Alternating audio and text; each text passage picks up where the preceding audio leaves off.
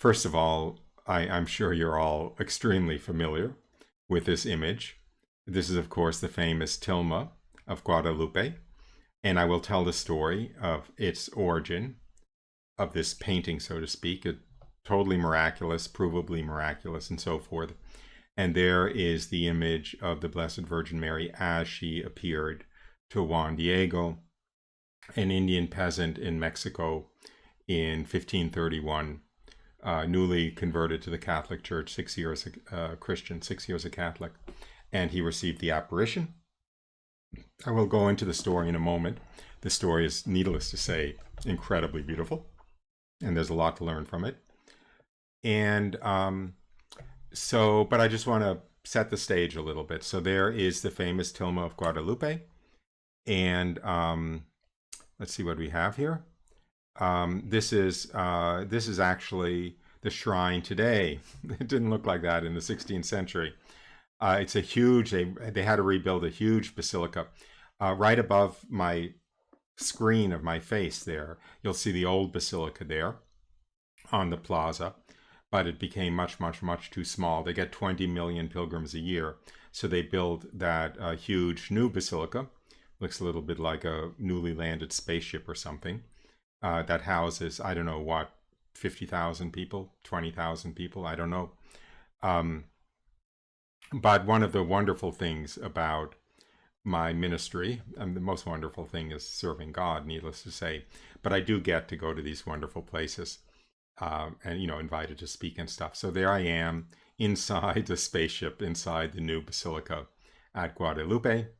It's only about 2 or 3 years ago, so I don't look all that different now. And you'll see that I'm at the foot of the altar, but you'll see at the top of the altar, you'll see the Mexican flag draped, and then you will see a very small image there, and that's actually the original tilma. That's there. The original cactus cloth cloak behind glass at the top of the altar. And there's a way one can pass quite close in front of it. There's like a underground room that you can go into and be pretty close to the front of the tilma underneath the altar. So that is Guadalupe today. And I'm making this a little bit of a tourist travelogue, but since I was the guest of the shrine, I got a little private tour, and this is actually Juan Diego's house. After the apparition, he spent the rest of his life in a little house attached to the basilica. It wasn't a basilica then, but attached to the church. Just a little hut where he would welcome and show around the pilgrims and so forth, and of course pray. So that's actually kind of an excavation, semi-excavation. That dirt floor there is actually the floor of his hut there. And then the Blessed Virgin Mary appeared on top of a hill called Tepeyac. I don't know the pronunciation, Tepeyac. And so here in this picture, what you see is the hill that she appeared on top of, Tepeyac Hill. There's another church built on top of the hill. That's the church on top of the hill. And then at the foot of the hill, you see still the plaza, the end of the plaza that you saw in the first picture. And I believe that's the old basilica there to the right there, that older brick building. So that's what things look like now.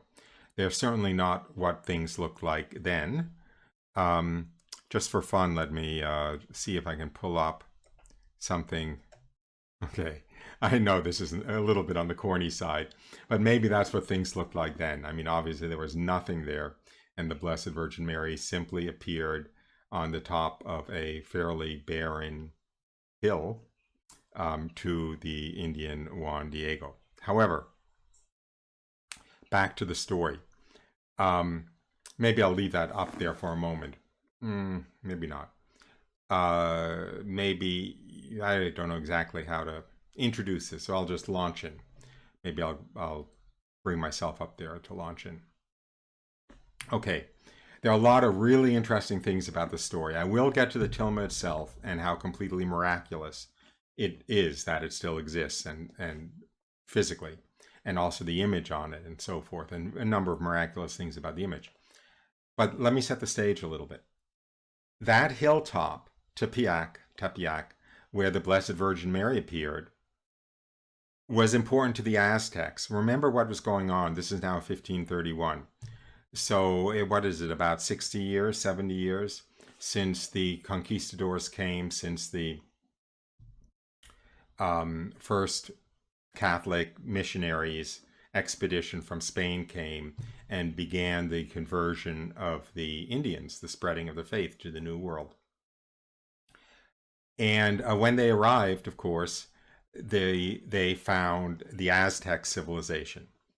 And the Aztec religion, the Aztec civilization, was essence of demonic. It was as demonic as you could get. I think most of you know this. Estimates vary whether they had 50,000 human sacrifices a year or 250,000 human sacrifices a year. They had tens and tens and tens of thousands of human sacrifices a year.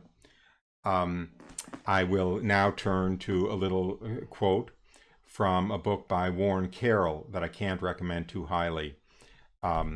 He was a very Catholic historian. He passed away recently. And he wrote a number of very engaging, very entertaining books, but they're all against the backdrop of spiritual warfare, because everything actually interesting in human history is against the backdrop of spiritual warfare. Because all of human history, of course, all of human creation is a battle between Satan and God for human souls. So it's not surprising that the geopolitical forces that dominate history are in fact a manifestation of the fight between Satan and Christ for human souls. That's where you get, how politically incorrect can I get? That's certainly where you get Marxism. That's where you get Marxist organizations, like some that we've seen very prominent in the news recently, one of them being Antifa, another one which I shall not mention at the moment, but the three leaders of whom are avowed Marxists. Marxism is a direct attack on Christianity and on Christ. Everything unfolding in the world is the battle between the forces of Christ and the forces of Satan. And so the entire continent of North America, Central America, I mean, it was all demonic religion. It was demonic religion in North America and the American Indians. It was very demonic religion in Central America with the Aztecs. And of course, when the Christian missionaries, Catholic missionaries came, it was open warfare between the forces of Christ and the forces of Satan. I'll talk a little bit about that on the show, actually. That's one of my excuses for talking about this stuff. I do have a couple of YouTube videos, long talks on the demonic and pagan religions, which this is going to draw from. But anyway, so back to Warren Carroll. The book that I'm referring to is Our Lady of Guadalupe and the Conquest of Darkness, which is about the spiritual battle between the Aztecs and the conquistadors. Another one of his books, which is really good, is Red Banner, White Mantle, which is about the Bolshevik Revolution in Russia taking place at the same time as the apparition at Fatima of Our Lady. And the third one, which is excellent also, is The Guillotine and the Cross, which is basically the satanic battle between the Masonry and the French Revolution against the Catholic Church at the time of the French Revolution. But anyway, back to the 15th century here. Every Aztec city had a central square from which a high pyramidal temple arose. Many primitive peoples have practiced human sacrifice, but none have done so on a scale approaching that of the Aztecs. There were at least 50,000 human sacrifices a year. It is estimated that 1 out of every 5 children in Mexico was sacrificed.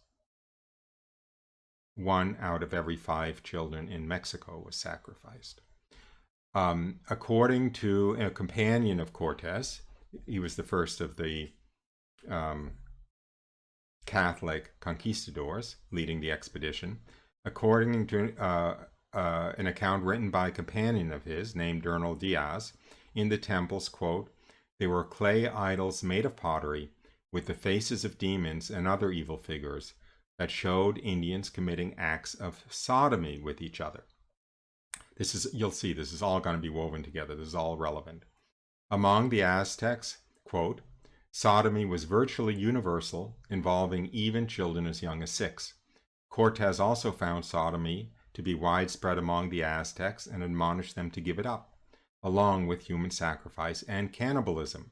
One of the Aztec gods, Xochipilli, was the patron of male homosexuality and male prostitution. Now, all of the pagan temples throughout history, pretty much, the satanic, demonic pagan temples, have had male temple prostitutes. Even in the Old Testament, I'm not making that up. Read the Old Testament. There are references, almost every time there's a reference to the pagan worship of Baal or the pagan worship of Astarte. There is reference to temple prostitutes, including explicitly male temple prostitutes for sodomy. I'll talk about why that's the case. This is not irrelevant. Herman Cortes, the conquistador himself who conquered the Aztecs, wrote to Montezuma, he was of course the Aztec leader, I cannot understand how so great a lord and wise a man as you has not yet thought it out, that these idols are not gods, but very bad things known as devils. Not rocket science. They're very bad things known as devils. I am going to read, a quote here. So here it is. No, I will find it. This is a little bit of a different show because I'm weaving together things. But here's okay. So now I'm not exactly a digression, but a little backfill. Okay, here's my argument. My argument is that the entire purpose of creation, God's entire purpose of creation, He created the entire universe, the entire world for one purpose, which was to be able to create immortal human souls to be with Him in heaven for all eternity. Okay? Everything that happens in the physical world, much less on earth, is the unfolding of the battle between Satan and God for human souls. Now, Satan gets his power, the demonic gets its power from people serving the demons. One of the forms of that service is the human sacrifice and the explicit worship that we saw. But another form of the service is sin. And there's no question that the devil's power over society is fueled by the aggregate sin of that society. The sin of that society is even more valuable to the devil. It gives him even more gasoline in his tank, so to speak, if that is done in an explicit form of worship. But even if it isn't done in an explicit form of worship, if it's simply offending God and insulting God, it is giving power to the devil to influence the society. Now, there are all kinds of sins, and the devil is very happy with any kind of sin. But there are two sins that give more power to the devil than any other sins. There are two categories of sin which are uniquely valuable to the devil and give him a tremendous amount of additional influence over humanity, over the society.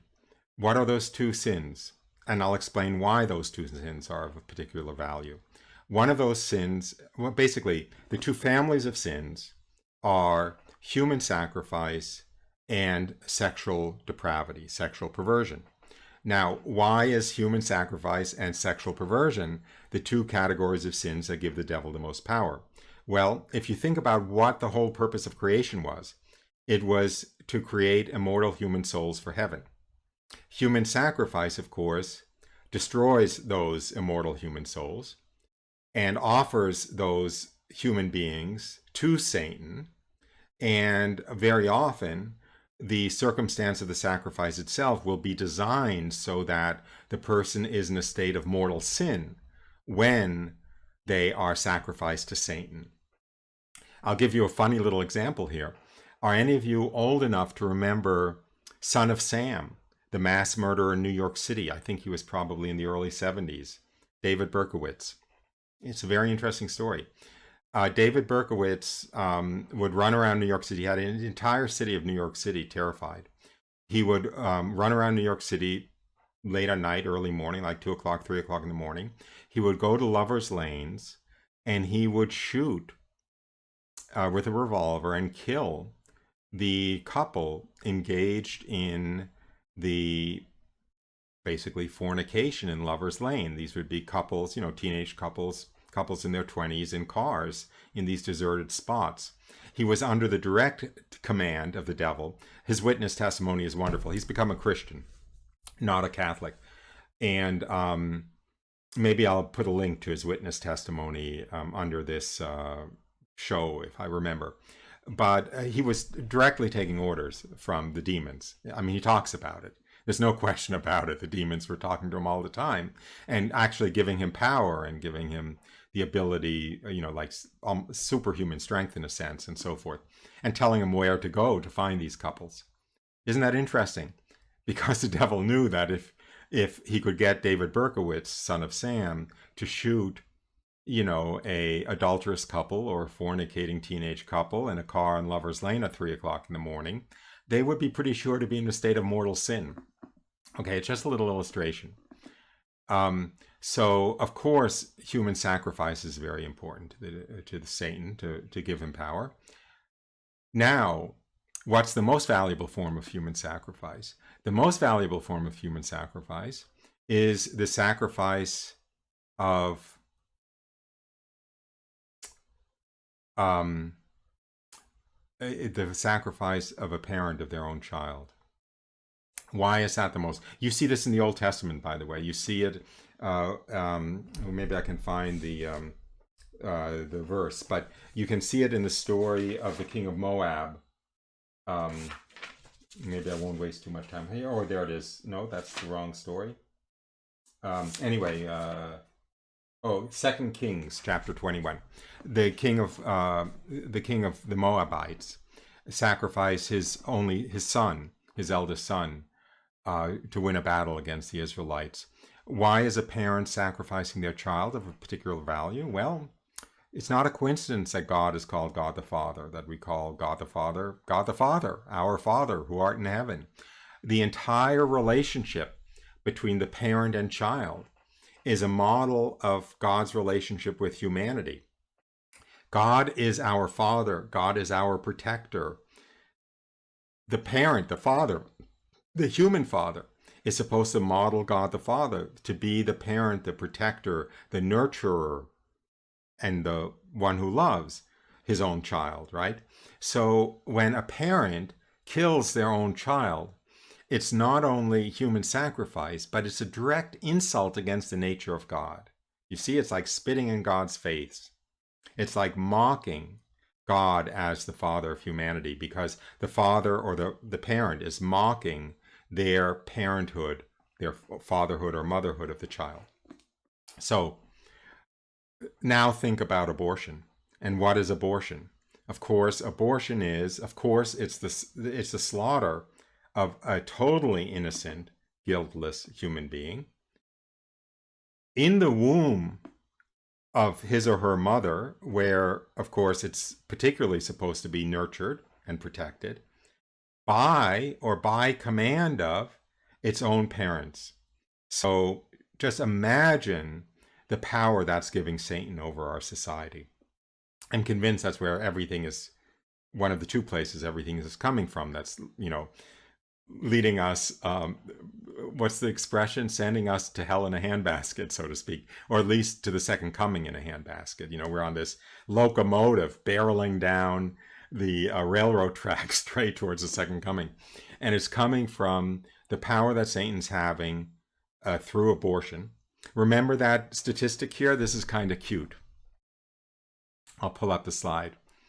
It is estimated that 1 out of every 5 children in Mexico was sacrificed. The estimate is that 1 out of every 5 children in the United States is sacrificed to abortion. Very interesting. The second sin that we have to talk about in the context of the Aztecs is sodomy. So why should sexual depravity, and in particular, if I may say so, sodomy, be of particular value to Satan and to the demons? Because remember, the whole business of demonic worship is it's an exchange, it's an economy between the human individual and the demonic world.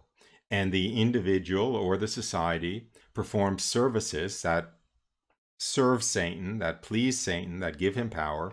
And in return, Satan returns the favor, so to speak, by giving rewards to the people who are serving him.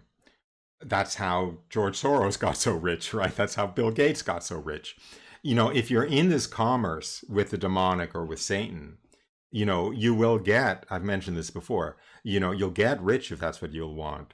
You'll get tons of sexual partners if that's what you want. You know, you'll get very good luck or very good health or tremendous sexual prowess or whatever if that's what you want.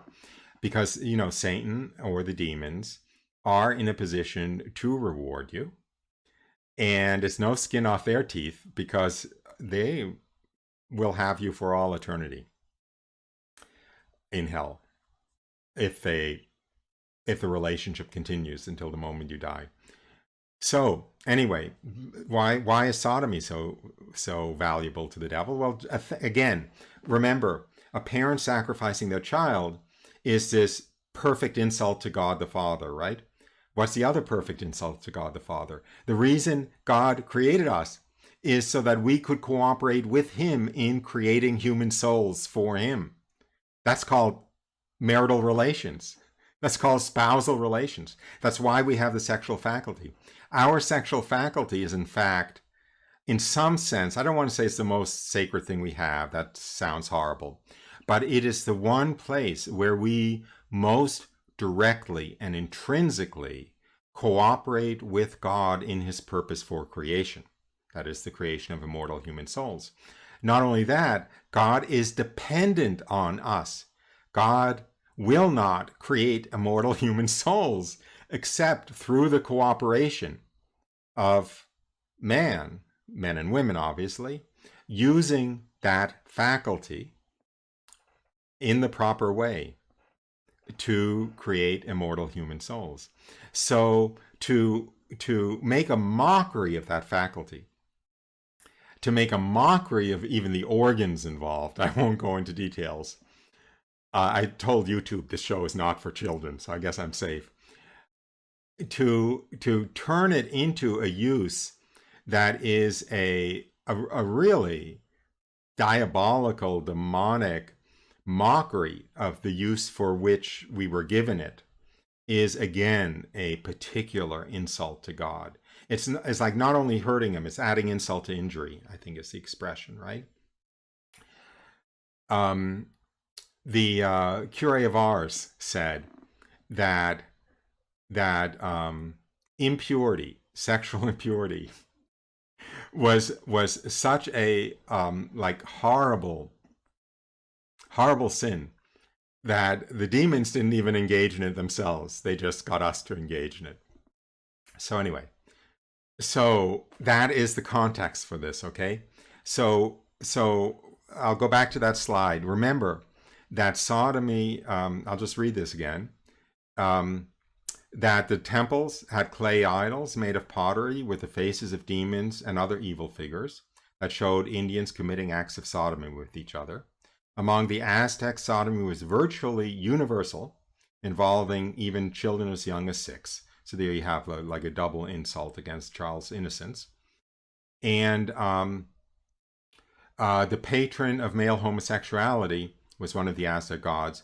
Male homosexuality and male prostitution.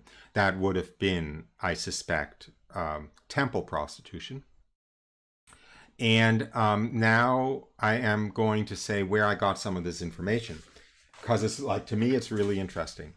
Okay, I got a book for my research. Do I have the name of the book in front of me? Oh yes, The Construction of Homosexuality by David F. Greenberg. Mea culpa, mea culpa. He sounds awfully Jewish. Probably is. He's University of Chicago top excuse me. He's a top sociologist at New York University. The book was published by University of Chicago Press, which is like a really prestigious press. Now, here's the neat part. David Greenberg is an in-your-face, proud homosexual. So he wrote this book defending homosexuality, showing how wonderful homosexuality was. And one of the bases for his evidence of how wonderful homosexuality was that of all of the religions on the face of the earth, certainly of all of the old religions on the face of the earth, only two condemned homosexuality, Judaism and Christianity. And in all of the other primitive religions, homosexuality was extolled and used in their worship. According to David Greenberg, this shows how perverse Christianity and Judaism was, and how not with the program they were, and how hung up they were. Because every other religion was in agreement of how wonderful homosexuality was. There's a good reason for that, right? Judaism and Christianity are the only two that came from God, and the others came from the bad guys. Anyway, so let me just tell you some stuff from his book here. That quote that sodomy was virtually universal, etc., was from his book. He also pointed out that among ancient religions, only Judaism and then later Christianity condemned homosexuality, and that every other culture of the time either approved it, embraced it, or used it as part of their religion sacramentally. He documents that these cultures that used homosexuality included the Iroquois Indians in North America, the Mayans in Central America, the Aztecs as mentioned, the Mesopotamians, the ancient Egyptians, for whom having sodomy with a god was auspicious and a sign of man's mastery, ancient Greece and Rome, Carthage, the Celts, the Gauls, Scandinavia, England, ancient China, where sodomy was performed in their shrines, Japan, Thailand, Indonesia, the Moguls, and both the Islamic and non-Islamic Arab worlds. Therefore, there's something very anomalous about Judaism and Christianity's disapproval. Okay. Wow. Okay, I hope that was worth the price of admission. Okay, so back to the Aztecs. I was talking about all the human sacrifice. On Tepeyac Hill, on the hill where the Blessed Virgin Mary was going to appear to Juan Diego, on that very same hill, there had been a temple to, I don't know if I can be able to pronounce her name, Tonantzin, the Aztec goddess of fertility, on top of Tepeyac Hill, okay? Put that in your minds. The place where the Blessed Virgin Mary chose to appear, chose to give her miracle, chose to introduce, in some sense, the Catholic Church to the entire Indians of Central America. The apparition at Guadalupe resulted in within, I think it's 8 years, 10 million Indians coming to the Catholic faith. The place where she appeared to do all of this, the place where she crushed the serpent under her heel, was the location of the temple to this pagan goddess. Of course, we know how beautiful the Blessed Virgin Mary is. I don't think that the pagan goddess really could compete too well. Whoops. Boy, I do something a little bit wrong when I do this. I don't know what. Let's get that there. Okay. There is a Aztec original carving, whatever you call it, idol of that pagan goddess. I'll talk about it a little bit. I'll tell you some details about what that thing shows. But in any case, when her temple at Tepeyac was inaugurated, this is where the Blessed Virgin Mary appeared, 80,000 Indians were sacrificed in order to inaugurate the temple. Um, uh, um, bear with me a moment. I'm sorry to do this to you. Bear with me one moment.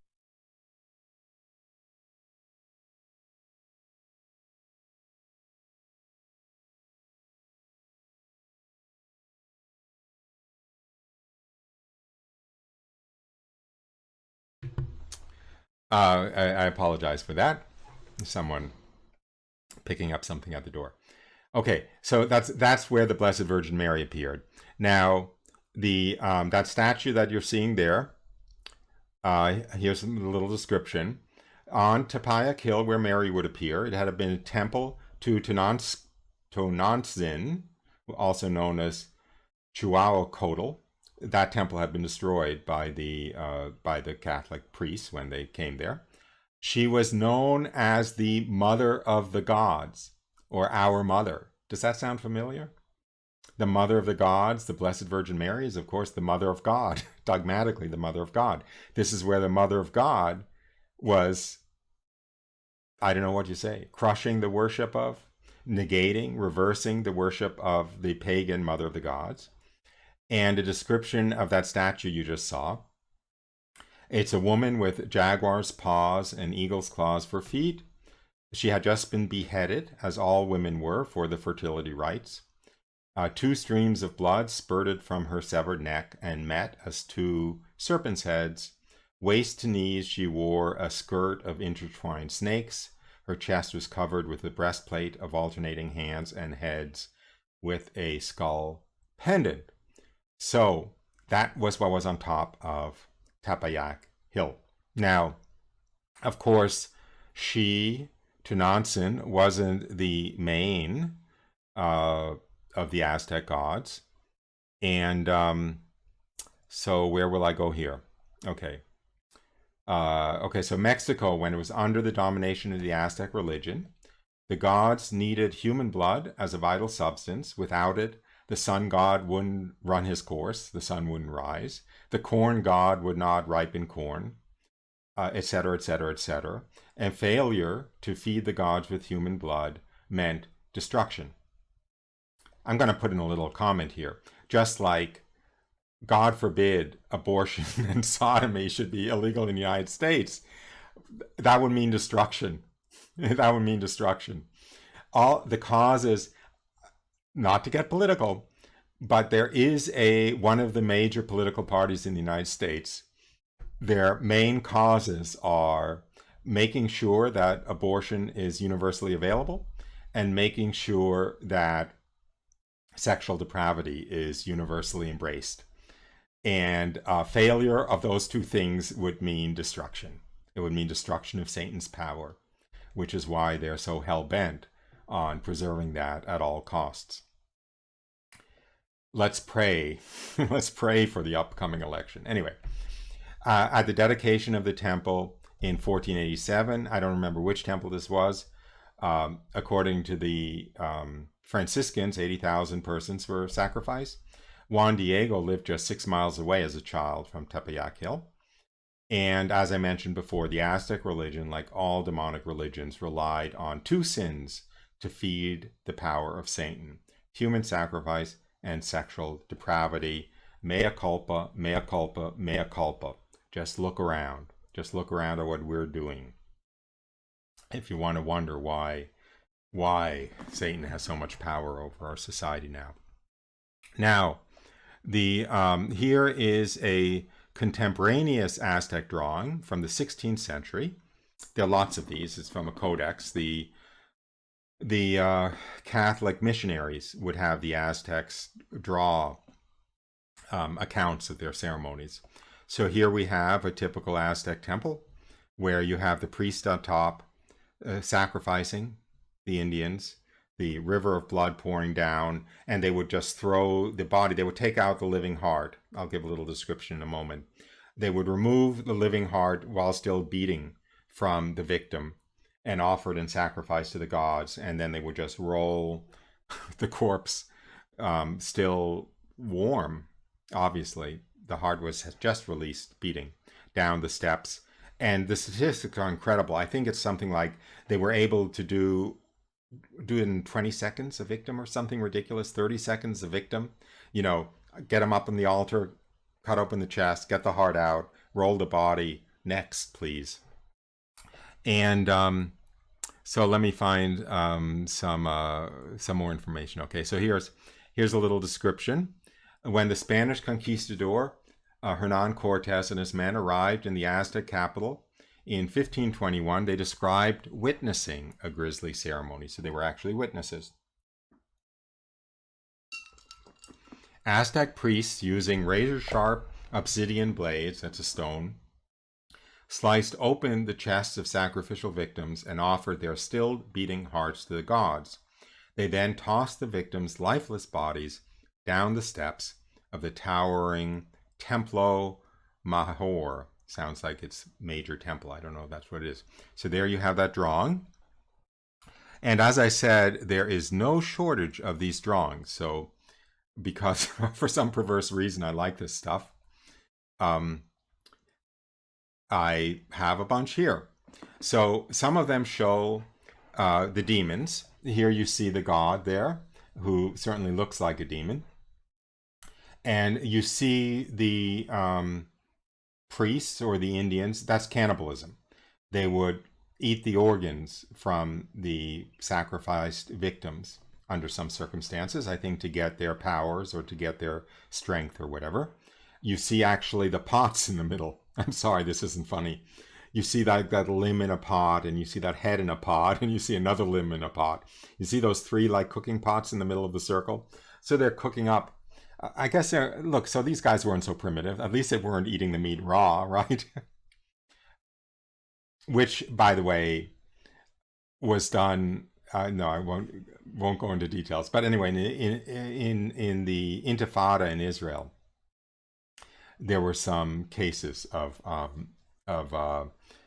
one side. Never mind. That's another story. But actually tearing apart a couple of Israeli soldiers and eating them, eating from their limbs, still bloody and raw, having just like torn them apart. Happened in Ramallah. A couple of Israeli soldiers were lost, and they stopped and they asked a PA policeman for directions. And you can see a video, or maybe there's still photos of what the result was, but it wasn't a very prudent thing to do. But anyway, so nothing's new under the sun. Here we have the Aztecs eating. At least they cooked them. And let me see if I can pull through these slides. Yes. So I have a bunch of these codexes, they're called, these old drawings.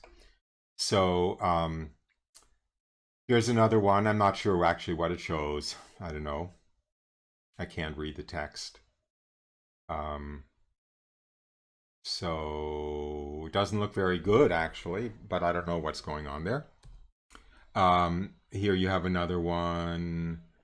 Let me see if I can see too much. Can't tell too much about what's going on. It looks like you do have a church there. Here you have another one of a temple, of course. So you have the priest with a knife tearing out the heart at the top and the body being rolled down. And it looks like those people at the bottom are eating little morsels, but I'm not sure what's going on. Another one of a temple. There you have the demon god at the top, with those protuberant eyes and that headdress, and he's obviously being fed. Actually, you can see the blood pouring out of his mouth. I guess he's drinking the blood while that priest is tearing out the live beating heart. And another temple drawing, same story. Another temple drawing, same story. But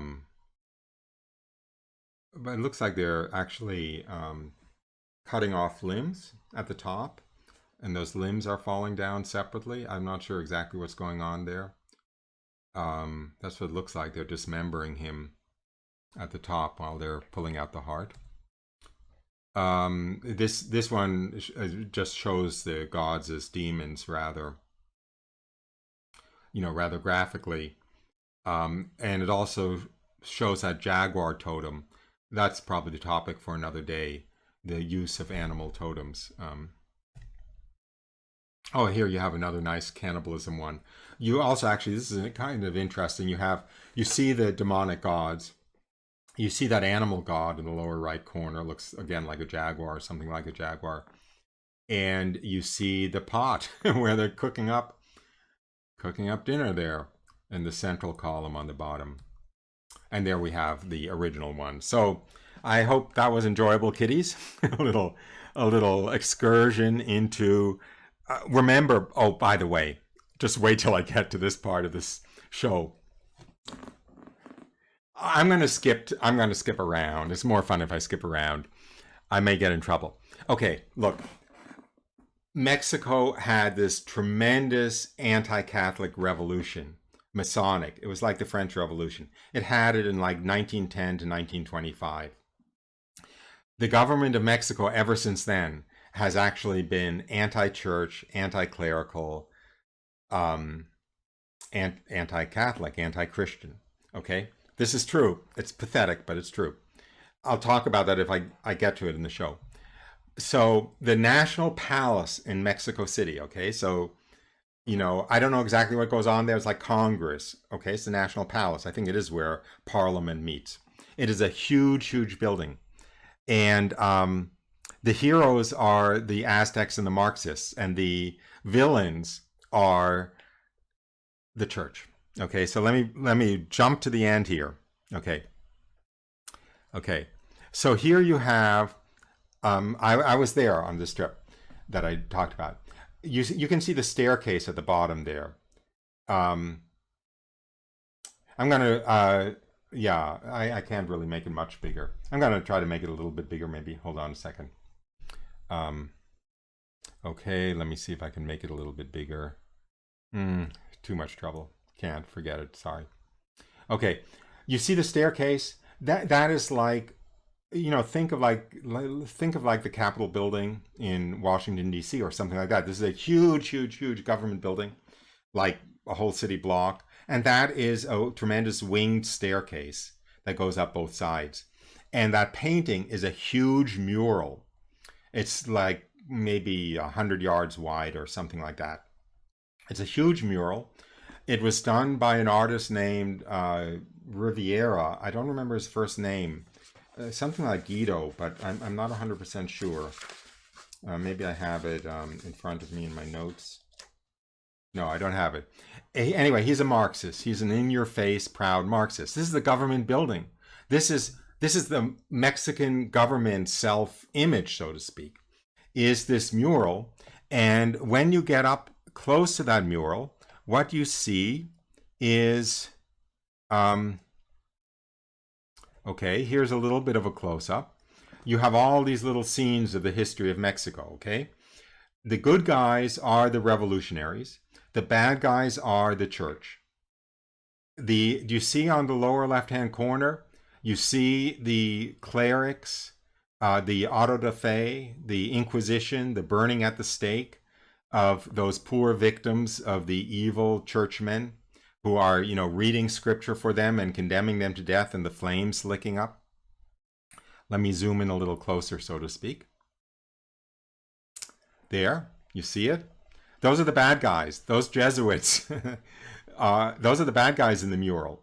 And the Aztecs, with their human sacrifice, cutting out human hearts, 80,000 at a time, are the good guys in that mural. I'm not joking. The good guys are the Marxist revolutionaries and the Aztecs. And it's all these bad guys coming from the Catholic Church that ruined all the good stuff that Mexico had before they showed up with burning people at the stake and telling them about God and pouring cold water on their sodomy, if you excuse the mixed metaphor or whatever.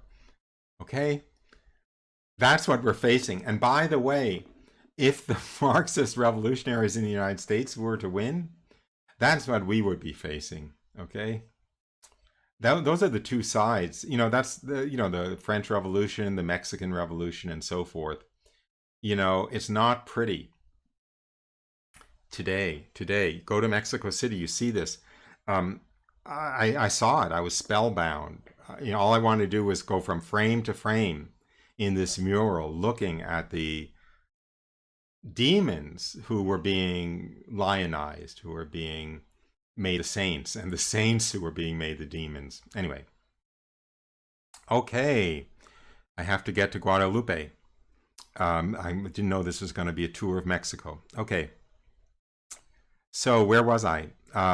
Okay, so I mentioned that 80,000 were sacrificed at the at the inauguration of that one temple, and they had a lot of skulls, a lot of trophies. They would have these huge skull racks next to the temple with huge numbers, like 130,000 human skulls. And I know you guys all believe me, because if you didn't believe me, you wouldn't be watching. But there is a photograph of a hillside. I think it's the side of a temple. I don't know exactly what it is. It's paved with human skulls. It's paved with human skulls. Those round paving stones, they're all human skulls. This skull tower, it's called a skull tower. I don't know how much of a tower it is. I don't know whether it's a pyramid or what. This skull tower has 130,000 human skulls.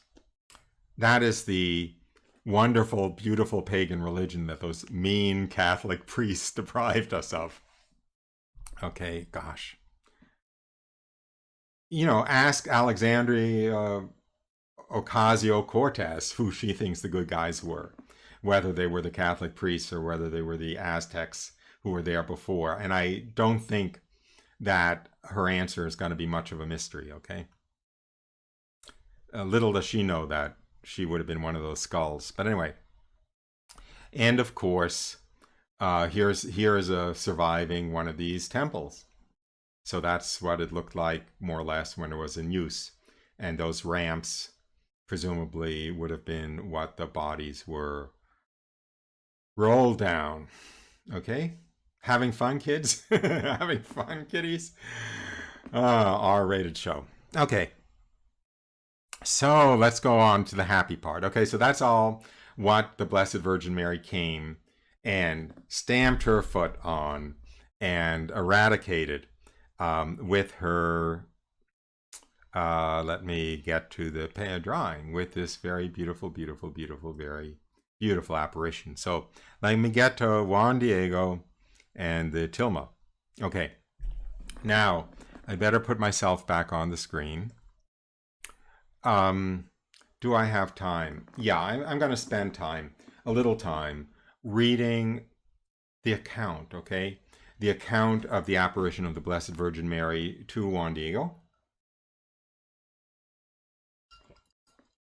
The show is fueled with iced coffee. And most particularly so that I can read her words, because her words are unspeakably, unspeakably beautiful. And also because the apparition took place over 4 days, so to speak. So it's a little bit confusing what happened in the beginning, what happened at the end. It took place from December 9th was the first apparition to December 12th was the last apparition, 1531. So we're talking about just 11 years short of 500 years, 489 years ago. So I will read this account. The first apparition. Juan Diego awoke before sunrise. It was Saturday, Our Lady's Day, the 9th of December, the first day in the octave of the Immaculate Conception, 1531. And it was quite cold in the mountains of Mexico at that time of year. So he wrapped his cloak, or tilma, around himself, and he set out long before dawn, on foot of course, to the neighboring village of Tlahtolco, which was about 6 miles away, to attend morning mass. He would go to mass. He had been baptized 6 years earlier, and every Saturday and Sunday he would walk to mass, 24 miles all told, round trip. Not easy miles, around rough country. So he was on his way to mass, and it was still before dawn when he approached Tepeyac Hill, where the gory temple of the Aztecs' mother goddess, the mother of the gods, stood before the priests had it torn down. Suddenly his thoughts were interrupted by very, very wonderful music that descended from the top of the hill. It sounded to him like a mellifluous chirping of birds, sweetly singing, a melody that he had never heard, such as he had never heard, which became more and more and more enchanting. Is it I, he wondered, who has this good fortune to hear what I hear? Am I perhaps only dreaming? Is this perchance the earthly paradise hidden from the eyes of men? He was wondering.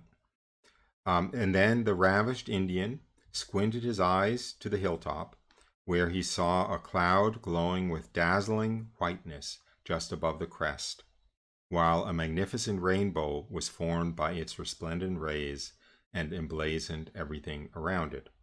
Then abruptly the celestial singing ceased, and he heard a voice from within the cloud, an incredibly beautiful woman's voice, by the way, a young woman, a very tender voice, calling his name most affectionately Juanito, Juan Dieguito. So that's a very loving diminutive that he heard her speaking in his own Indian tongue, Nahuatl tongue, but the English of that diminutive would be closest to something like my dearest little Juan. So anyway, Juanito climbed up the rocky slope. As he reached the summit, the voice bade him to draw near, and he found himself face to face with a woman of incomparable loveliness, whom he described simply as a most beautiful lady. He did not name her at that time. He waited for her to name herself. Her garments shone so brilliantly that the entire mountain was transformed by the reflection of her glory. The rocks became like precious gold, the earth sparkled like emeralds and multicolored jewels, and even the shrubs and prickly pears were splattered with a sheet of color, as though their thorns had been changed into stained glass. She was young, perhaps 14, her expression most loving and encouraging. She motioned Juan to come closer. He advanced a step or two and fell to his knees, overwhelmed by her beauty. The lady spoke. My son, Juan Diego, whom I tenderly love as a little one and weak, where are you going? And he replied, My holy one, my lady, my mistress, I am on my way to your house at Tlatelolco. I go in pursuit of the holy things which our priests teach us. He was going to Mass. Then the noble lady revealed her will, saying, direct quote, Know, my son, my much beloved, that I am the ever Virgin Mary, Mother of the true God, who is the author of life, the creator of all things, the Lord of heaven and earth, present everywhere. And it is my wish that here there be raised to me a temple in which, as a loving mother to thee and those like thee, I shall show my tender clemency and the compassion I feel for the natives and for those who love and seek me, for all who implore my protection, who call on me in their labors and afflictions, and in which I shall hear their weeping and their supplications, so that I may give them consolation and relief. That my will may have its effect, you must go to the city of Mexico and to the palace of the bishop who resides there, and tell him that I have sent you, and that I wish a temple to be raised to me in this place. You shall report what you have seen and heard, and be assured that I will repay what you do for me in the charge I give you, for I will make you great and renowned. Now you have heard, son, my wish. Go in peace and use all of the strength that you are able to. I will just point out, I hope that most of us have made a consecration to the Blessed Virgin Mary. I'll tell a little story. I had a friend, a worldling, but anyway, his heart was very good. He was a Catholic. His name was Alex. And he was on the horns of the dilemma of whether or not to go through with the consecration to the Blessed Virgin Mary, you know, the de Montfort 30-day consecration. And I was trying to talk him into it. And he was worried that if he turned over everything to Mary, because you turn everything over to her, all that I possess, I know it in French, so give me a moment. I deliver and consecrate to you all my goods, temporal and eternal, and even the value of all of the good actions that I might ever perform, to be yours to do with as you wish. Not word for word. Anyway, I'm not going to. And so I was trying to talk him into doing it, and he said, well, he was worried that he'd get shortchanged, that he would give all this stuff to the Blessed Virgin Mary and get less in return.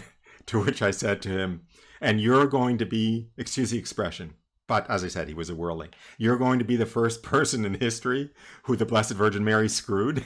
So anyway, meaning it in obviously the colloquial sense. And that convinced him, and he went through with the consecration and was very grateful.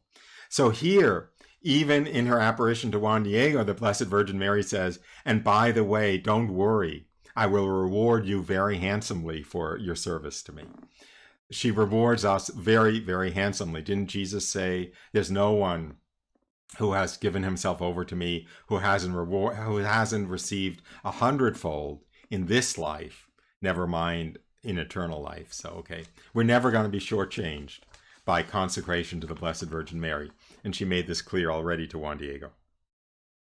Be assured that I will repay what you do for me in this charge that I give you. So, okay, anyway.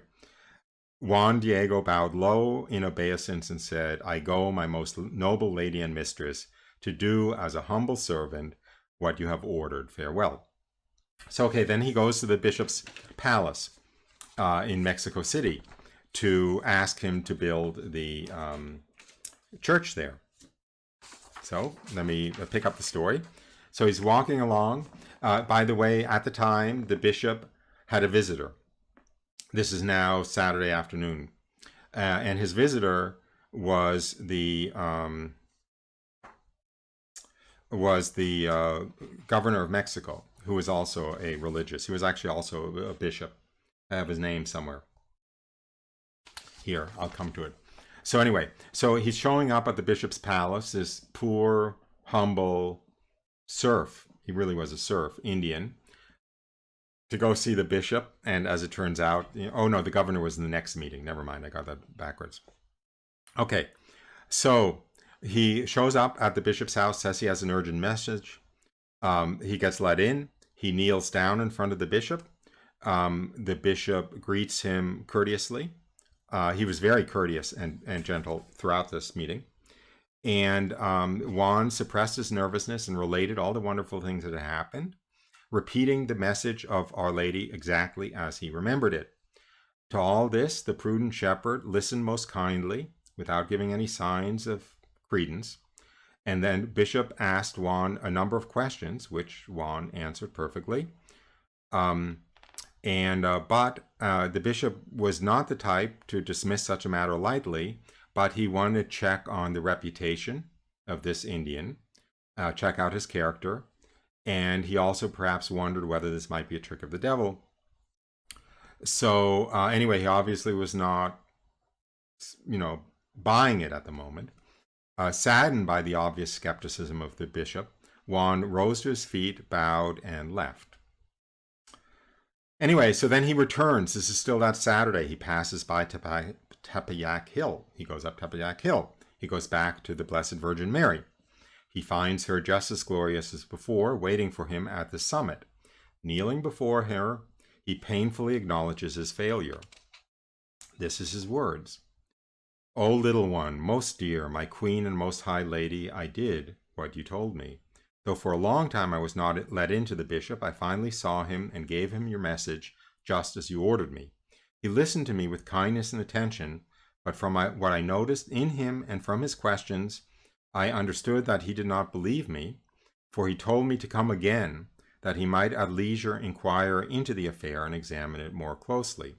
He supposed that the temple you demanded was an imagination or whim of mine and not your will.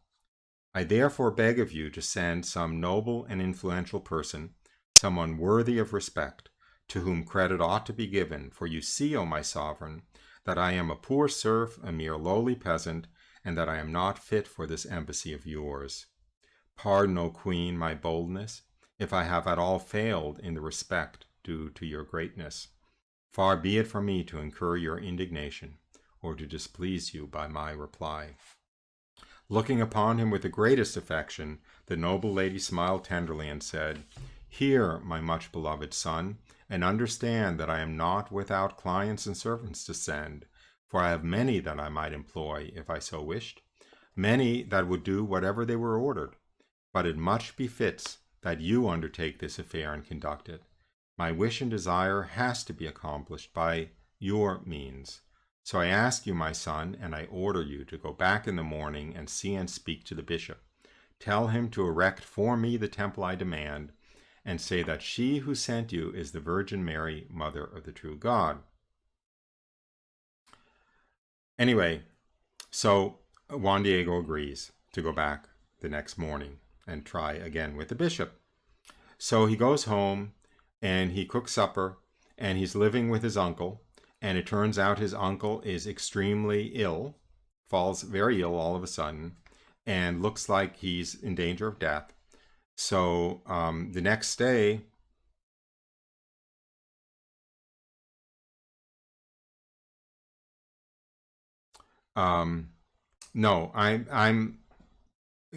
this is why I'm going through this, is because I get confused about the days. So that first, I just got to the end of Saturday. That was all Saturday.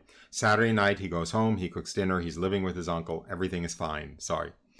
And then he gets up the next morning, Sunday morning, and he is, he went to Mass and religious instruction. And then he goes back to Mexico City to go back to the bishop's palace to try again to get the bishop to agree to build the church that the Blessed Virgin Mary has asked for. So this is now Sunday. It's the next day. He's doing it just as he was asked the day before. Go back tomorrow, go back to the bishop. So after Mass, he's going back to the bishop.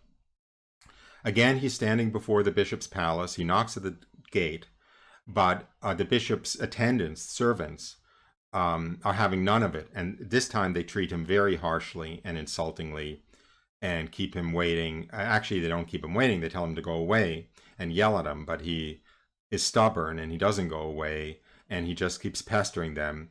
And he finally ends up waiting for about 3 hours, being insulted, and finally gets let in to see the bishop. And the bishop is still very nice. The bishop didn't know that he was being strong-armed in the courtyard like that. So anyway, so Bishop falls down, Juan Diego falls on his knees in front of the bishop the second time and implores the bishop to heed the noble lady's request. Going back to the text now. Zamaraga, that's the name of the bishop, was embarrassed at this passionate display, and gently consoling Juan, urged him to gain his composure and answer his questions. What did the lady look like? Who did she say she was? Where did she appear? On and on the bishop went. He needed proof that she was indeed who she said she was, and not an illusion of the devil. They must have a sign, he told Juan. Such an expensive and laborious undertaking as the construction of a church requires much more evidence that it is truly the Mother of God who asks for it. What kind of a sign? Juan asked, unruffled by the request. Name any sign at all, and I will ask it of the lady. The bishop paused for a moment and said, let the lady herself decide it. And with that, Juan was dismissed. The plot thickens. So, losing no time, Juan Diego hurries back to Tepeyac Hill to tell the Blessed Virgin Mary what the bishop said. Prostrating himself before the heavenly queen, with great anguish he poured out his heart. No one had believed him, though he tried his utmost to convince them. Only a sign would move the bishop to act upon the lady's request. So as a last gesture to please his queen, he asked her if she would not give him some sign. Then he would surely succeed in fulfilling her desire. The beautiful lady, in tones of deepest appreciation and gentleness, thanked her childlike emissary for his efforts. She then promised to give him the necessary signs, saying, so again, these are her words, so be it, my son. Return here tomorrow in order that you may secure for the bishop the sign for which he has asked. When it is in your possession, he will believe you. He will no longer doubt your word and suspect your good faith. Be assured that I shall reward you for all you have undergone. Again, she doesn't shortchange anybody. Go now. Tomorrow I shall await you again here. And Our Lady sweetly added, do not forget me. I think she added that because she knew what was coming. So, okay, so this is where Juan goes back home, back to his uncle, but now his uncle is at death's door. He became very sick, and he sees his uncle in this terrible condition. So the next day, which is Monday, when he was supposed to go back to Tepagak Hill for the sign for the bishop, he doesn't go back at all, but he stays home nursing his uncle, taking care of his uncle, who is dying. His uncle says, go quickly and get a priest because I'm about to die. So the next morning, Juan Diego gets up early in the morning, not to go back to Our Lady, but to run to the nearby village 6 miles away where he goes to church and fetch one of the priests to come back to give his uncle the last rites. So that the priest could, so that the uncle could confess and receive final anointing, the last rites. So very early before sunrise. So now we're on Tuesday, because Monday was that lost day where Juan Diego was nursing his dying uncle. So this is now Tuesday morning, December 12th. Juan Diego races off to the village, trying to avoid Our Lady, because he has to be quick because his uncle's about to die, to get the priest for the anointing.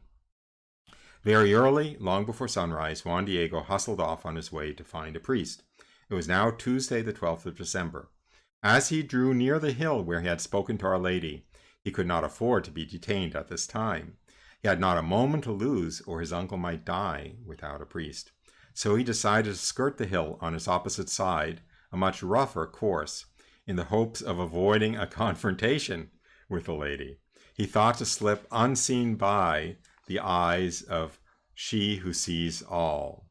But as he passed by the hilltop, he could scarcely believe what his eyes saw.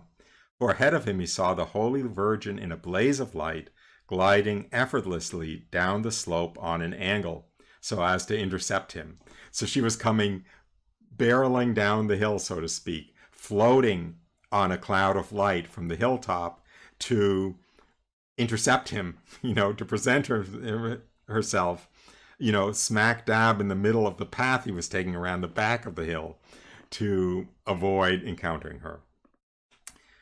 My dear little one, she called to him, where are you going? What road is this that you are taking? Utterly confused and at a loss for an explanation, he resorted to pleasantries. So what does he respond? My daughter, my dear little one, God keep you, my lady. Did you sleep well? And how is your health? So he's trying to make small talk to get out of the pickle he's in, right? Anyway, he recovers his presence of mind quickly. And then she replies to him, these are the words that we should have. I have them in my wallet. These are the words we should have on the walls of our house. Like a mezuzah, that Jews have, the words that they acknowledge going in the house and leaving the house. We should acknowledge these. I used to have a banner actually in my house, right inside the front door, with these words to remind myself. Straight from the Blessed Virgin Mary. Listen and let it penetrate your heart, my dear little son. Do not be troubled or weighed down with grief. Do not fear any illness or vexation, anxiety or pain. Am I not here who is your mother? Are you not under my shadow and protection? Am I not your fountain of life? Are you not in the folds of my mantle, in the crossing of my arms? Is there anything else you need? Basta, enough. Anyway, she again paused, gazed sympathetically at him, and continued, do not let this illness of your uncle worry you, because he is not going to die of his sickness. At this very moment he is cured. And he was. After these soothing words of encouragement, Our Lady ordered Juan to climb up the hill, and there at the top he would find the sign the bishop needed. Go, my son, to the summit of the hill. There you will find a large variety of flowers. Gather them carefully and assemble them, then bring them here. So how can this be? It's the middle of winter. There are no flowers in bloom. But anyway, all the foliage had dried up, but he goes up to the hill trusting her word, and he sees a brilliant panoply of the most exquisite flowers, including Castilian roses. The bishop was from Castile. There were no Castilian roses in Mexico. Blossoming in the frozen soil. Juan, of course, was struck with amazement. As he had been directed, he carefully gathered as many of them as he could fit into his tilma, right, this cactus cloth cape that he was wearing, and brought them down to where the Blessed Virgin Mary was at the foot of the hill to show to his queen. She then took the flowers and with her own hands rearranged them, a very beautiful motherly gesture. He's a guy, right? He just threw them all in the tilma. She sees, what have you done? Come on. And she rearranges them beautifully. She rearranges them in the tilma as only a woman can, saying as she did so, my little son, these varied flowers are the sign which you are to take to the bishop. Tell him in my name that in them he will recognize my will and that he must fulfill it. He knew he was from Castile. The Blessed Virgin Mary knew he was from Castile. He's going to recognize the Castilian roses, right? He's going to buy the whole thing. Anyway, so she then sent Juan Diego on his way after first telling him, don't let anyone else see what is in the tilma until you show them to the bishop. Anyway, he goes to the bishop's palace. They treat him worse than ever, really badly. Just yelling at him to go away and everything, and threatening to use force to throw him out. So Juan Diego pulls back, and as he recoils, a little crack opens up in the tilma, and they see something weird inside the tilma. And they actually caught a glimpse of the flowers. So one of the attendants rushed to the bishop to tell him what he saw. Now, at this point, the bishop is in there with the governor of Mexico also. So the most powerful two people, actually, on the continent at the time. So anyway, this attendant rushes the bishop to report the phenomenon. The bishop, this is the first time he had heard that Juan Diego was outside again, immediately tells the attendant to bring him in at once. And so Juan Diego finds himself standing before the governor of Mexico and the bishop, and he felt all the more nervous, but he had a special grace of the occasion of not being scared, and he bowed reverently. He didn't kneel because he had a holy grip on the tilma, so he bowed reverently, and he recounted before the listeners the entire story of what had happened at Tepeyac Hill, how the lady had promised a sign, how she told him to climb the hill where he would find the flowers, how she had rearranged them in her own hand, and telling him to take them to the bishop, and that he would believe the story at that point and not let anyone else see them. And the bishop listened with rapt attention to every word he was saying. And then, having finished the story, Juan took a deep breath and, reaffirming his grip on the corners of the tilma as he clutched it for the last time to his bosom, his voice strengthened and he said, Your Excellency, here is the sign you asked for. And he throws open the tilma. And opening his hands, the tilma, the end of the tilma falls open. And from it, the celestial bouquet of multicolored flowers, mingled with Castilian roses, tumbles out, cascades softly to the floor before the two dignitaries, and perfumed the room with a heavenly aroma. But that's not all, because at that point, the bishop jumps to his feet, totally startled, and stares at the roses. But as he lifts his eyes from the roses to the tilma, what does he see, of course, but the miraculous image on the tilma? So let me get to that. And here we have it. I don't want to be in this. This is too good. Okay, so there we have a painting of Juan Diego having opened the tilma and the roses tumbling to the floor, and the bishop, in the full majesty of his office, standing there and looking not only at the roses, but at what we know as the image on the tilma of Guadalupe that is still there behind the altar 500 years later, okay, that we all know so well. So that's basically the story. And how can I do this? Hmm. How can I do this? I know how I can do this. Okay, let me bring back that slide with me in a little caption. And that's basically the story. The bishop totally believed Juan Diego. Within 2 weeks, he had a chapel built at the site. And eventually it turned into the shrine we know of today. And during Juan Diego's lifetime, he was given a little hut adjacent to the chapel where he lived and served as a tour guide. Not a tour guide, a prayer leader, a pilgrimage guide. And he could worship there. Must have been a wonderful life for him, and pray and tell people the story. So that's it, basically. I just want to glance. Oh yeah. Okay, there was right away, there was a miracle, another miracle that took place there. I won't go into it. There are plenty of miracles. Having to do a dead Indian came back to life. And then 10 years, within 10 years of the apparition, okay, let me back up a little bit. Before the Blessed Virgin Mary appeared there, the missionaries had succeeded in converting only about 1 million Indians. I don't have the number before me, how long they were there. I think they were there about 60, 70, 80 years at the time. They had only brought about 1 million Indians into the church. By 1541, that's 10 years after the apparitions, there were 10 million Indians who had been brought into the church. Remember, the Virgin on the tilma is an Indian maiden. And here is the account of a missionary at the time. In other words, an eyewitness to this conversion, Father Taribo. Quote, "Had I not witnessed it with my own eyes, I should not venture to report it. I have to affirm that another priest and I myself baptized in 5 days 14,200 and odd souls."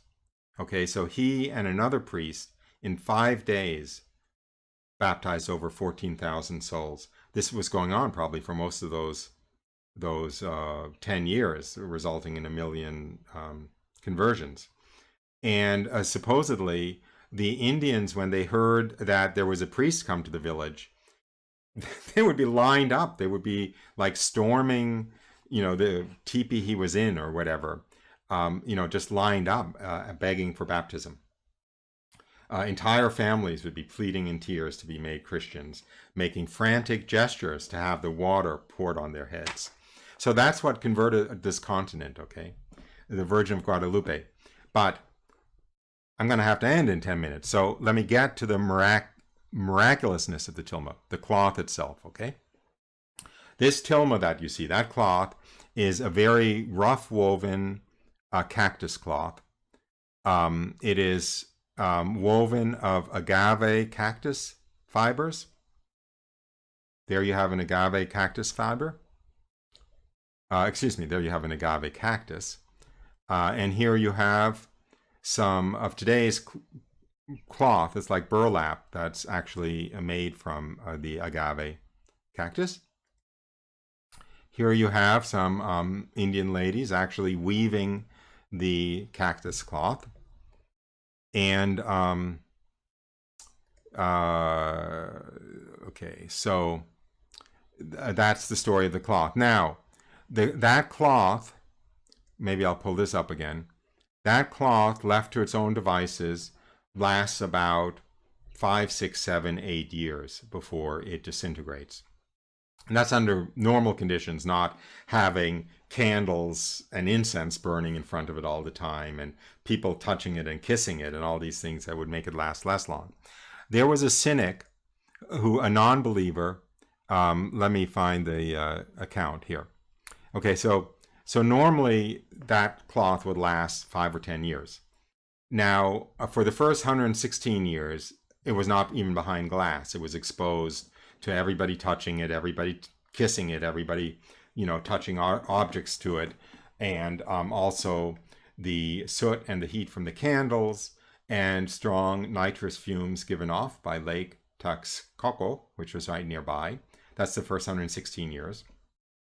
Then some glass was provided for it, but it would be sometimes on and sometimes off.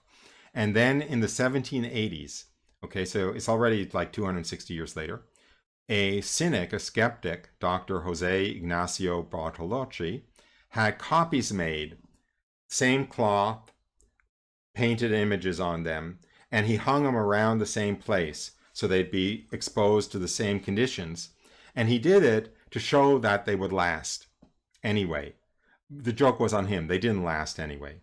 After 7 years, the fabric was disintegrating, the colors had changed and deteriorated, and the paint was flaking off and the goldwork was flaking off. They didn't even last 7 years.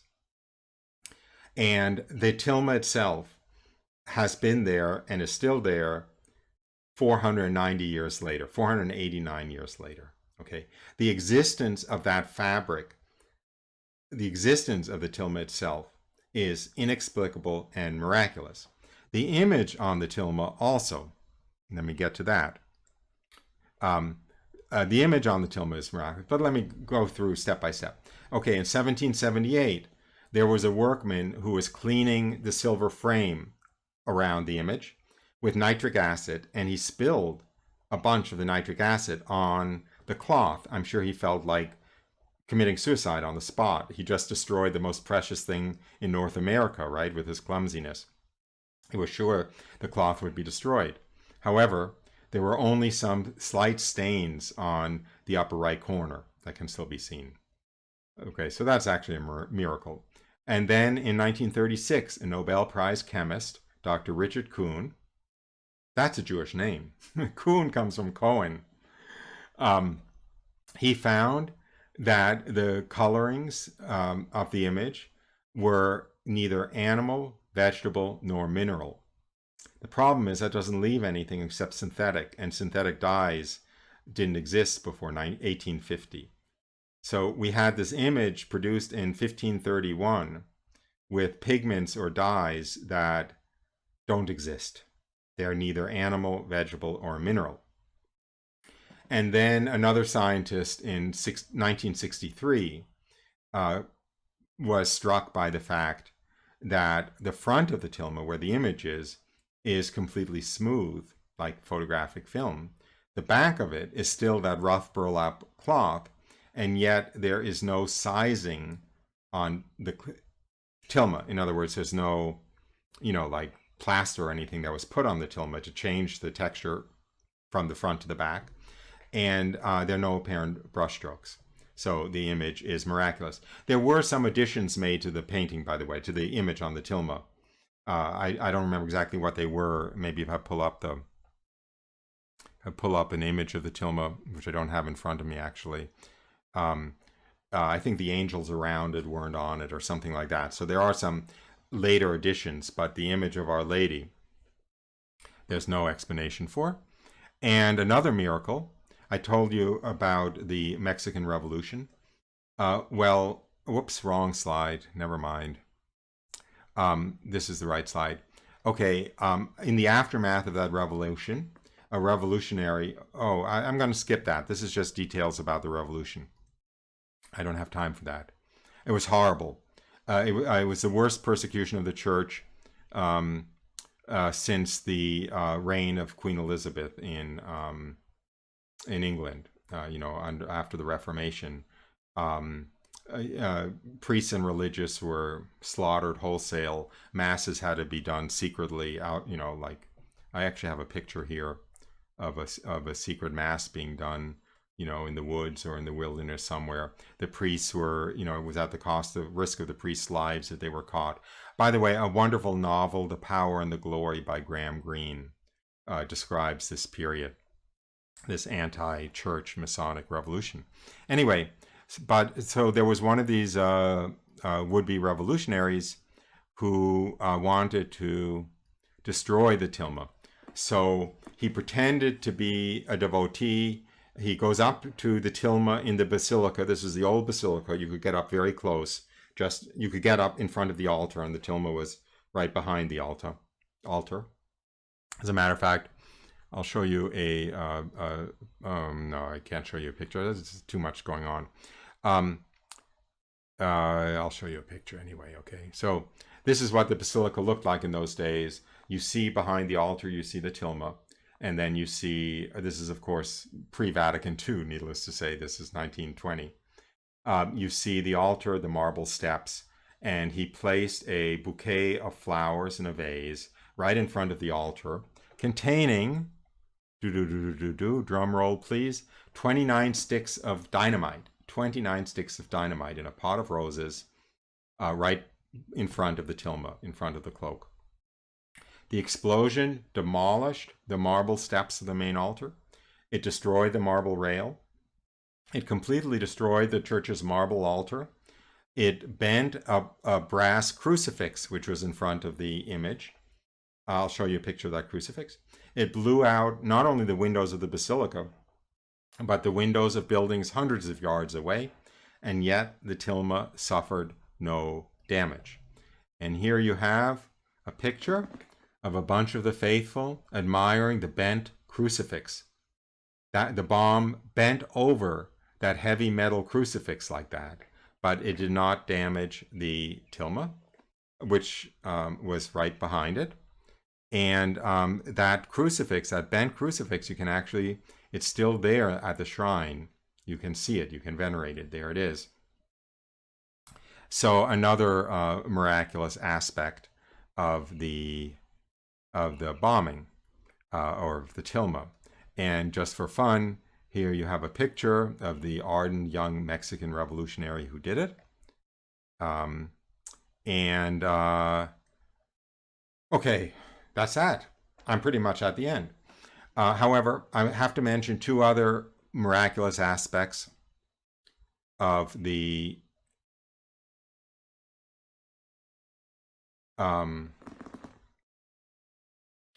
tilma.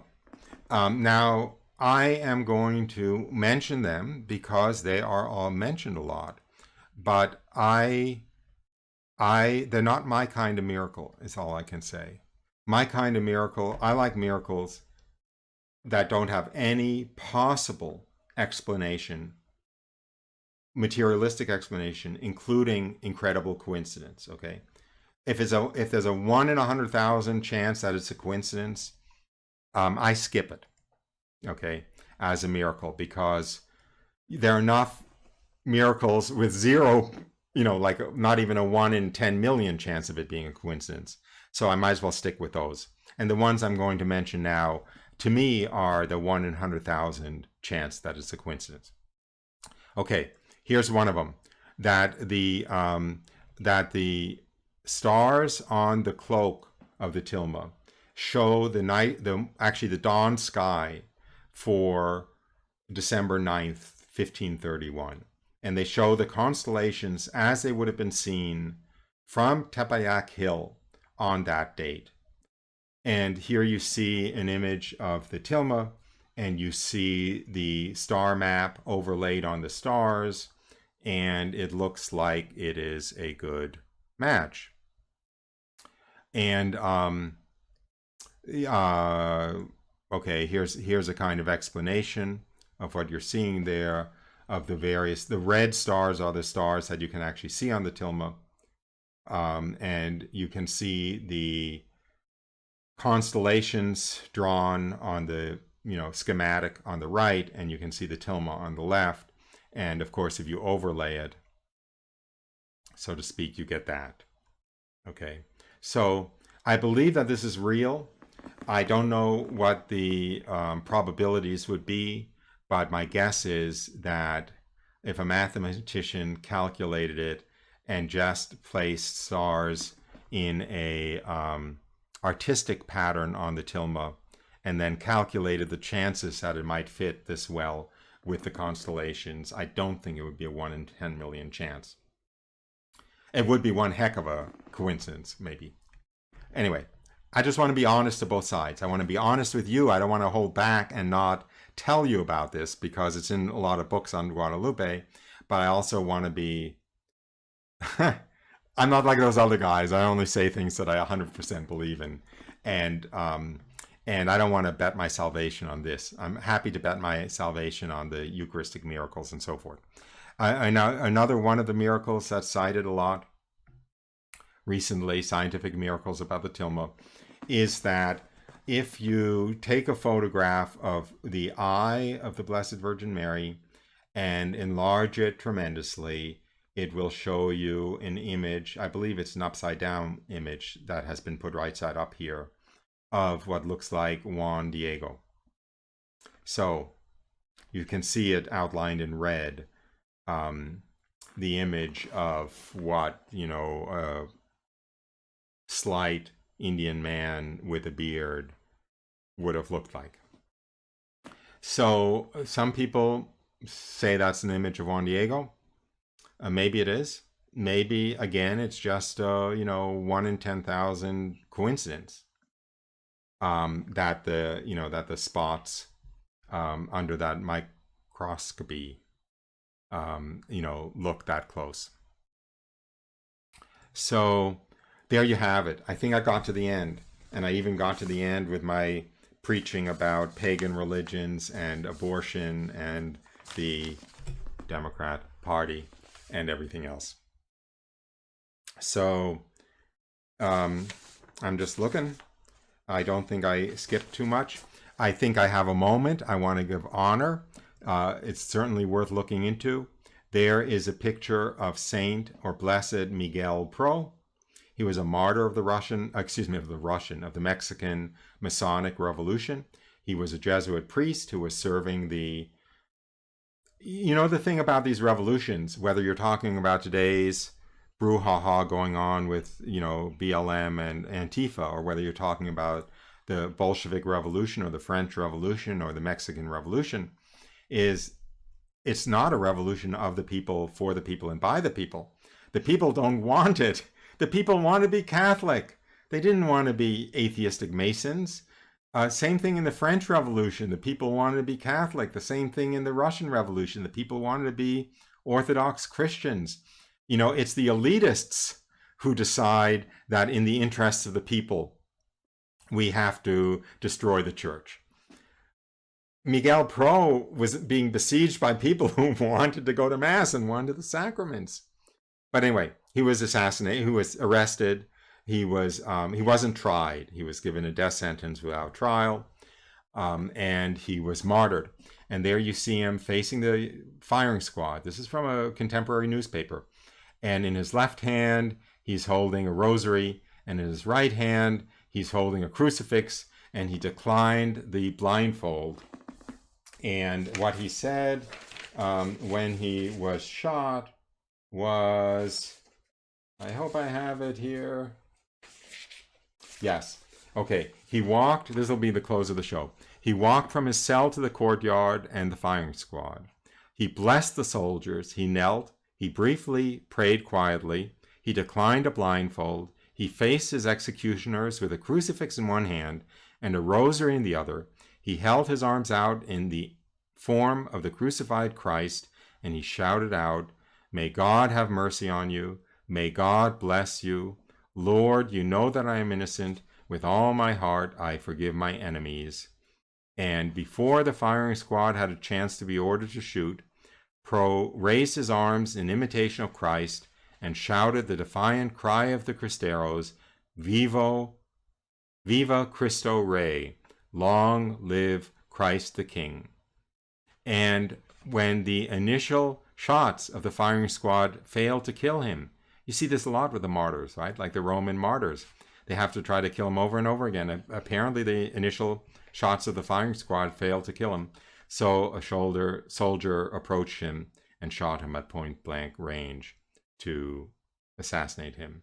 And the anti-Catholic Masonic leader of Mexico at the time, Callas, who was incredibly cruel and horrible, he had to look down from his palace at a throng of 40,000 people who were lining this humble priest's funeral procession on the way to his burial. 20,000 were there at the burial ceremony itself without a priest present, because of course a priest wouldn't be allowed to be present.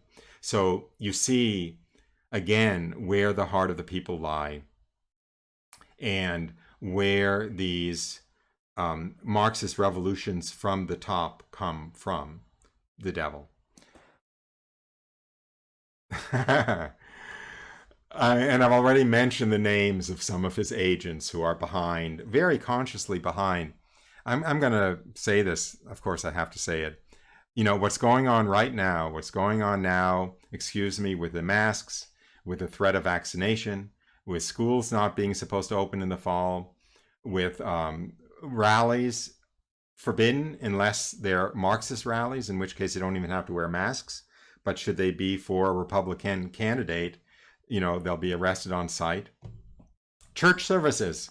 How many of us don't have restrictions on the churches? Are still, everything's wiped down, you know, God forbid, the host is dropped at least 2 inches into your palm in, I think it's Massachusetts and stuff.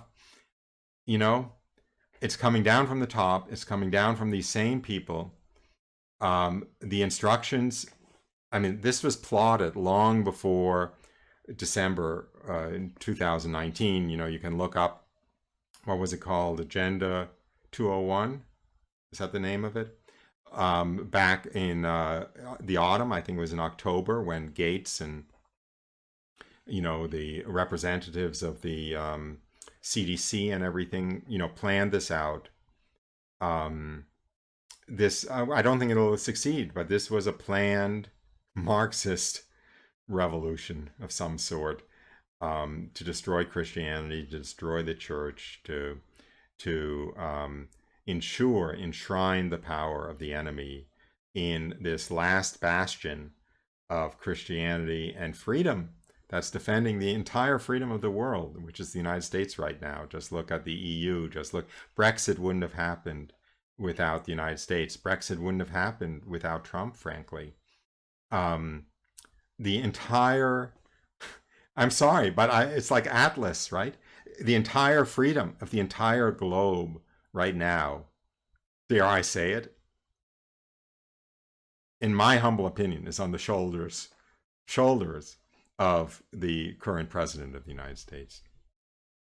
Otherwise, we're under the thumb of the Soroses and the Bill Gates and the communist Chinese and their biological warfare labs and everything else which we're seeing. So, on that cheerful note, let's pray for the second coming to come quick. That'll show them. Anyway, stay tuned for my next show. Thank you for watching. God bless you all. Bye for now.